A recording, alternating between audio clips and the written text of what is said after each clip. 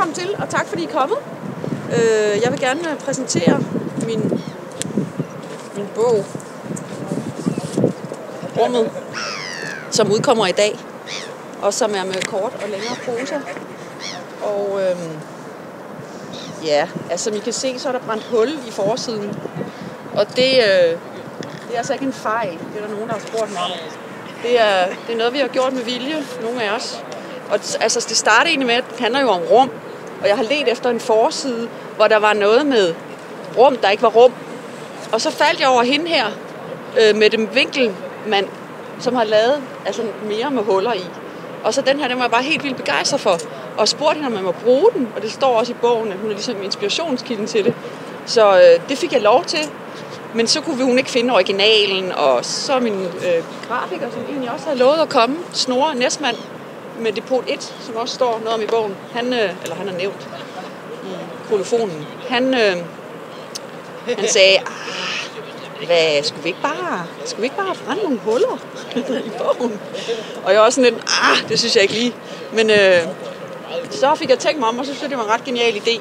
Så vi var 5 venner, 4-5 stykker, der brændte huller en lørdag i stribevis. Og nogle af dem blev lidt mislykket, og den her måske en af dem. Så derfor får den lov til at blive en del af min drukneproces. Nå, men kort sagt, så handler det her jo om livets processer. Når jeg drukner og begraver og brænder, så handler det om, for mig, og det handler bogen også om, at ting forvandler sig. Og det handler om rum. Altså, der er mange aspekter i det, men det handler selvfølgelig om rum, og rum kan være mange forskellige ting.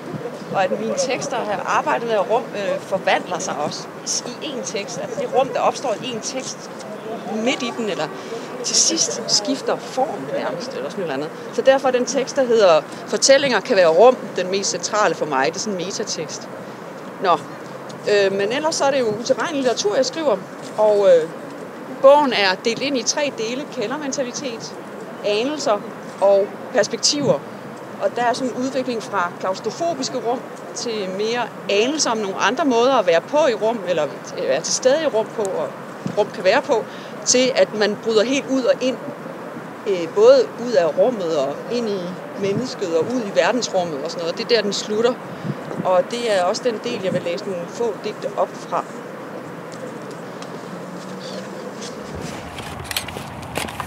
Forvandlinger. 1. Diamanttrådet bliver til blodårer, der bliver til folder i klippestykkernes lag, i sort, rødt, gyldent og gnistrende hvidt. Der bliver til subatomare bølger i evig bevægelse herfra og tilbage mod partikler, siger en stemme fra det indre rum. Sorte huller blegner, når man ser deres masse fylde på vrangen, og lysbølger forvandler sig til diamanttrådet, siger en stemme fra det ydre rum. Og farverne, også de grønne nuancer, mosgrøn, mosgul og sart syrlig grøn tager over. 2. Regnen står i stænger. Et øjeblik falder der lys fra en ukendt vinkel, og enkelte regnstænger ligner diamanttråde. Trådene hænger spændt ud mellem himmel og jord, de forsvinder op i skylagene. Efterhånden som de dirrer frem og tilbage i luften, driver blodet ned af dem og gennem dem. Deres kredsløb glider ind i vores kroppe. Udenfor stivner de og danner folder i klippestykkernes lag i sort, rødt, gyldent og gnistrende hvidt, der bevæger sig frem og tilbage i subatomare bølger herfra og tilbage mod partikler, siger en stemme fra det ydre rum. Sorte huller bliver til lysende universer, når man ser deres masse fylde på vrangen, og lysbølger forvandler sig til blodige diamanttråde, siger en stemme fra det indre rum. Flimret af farver, også de grønne nuancer, mosgrøn, mosgul og sart syrlig grøn, menneskenes fortabelse tager over. 3.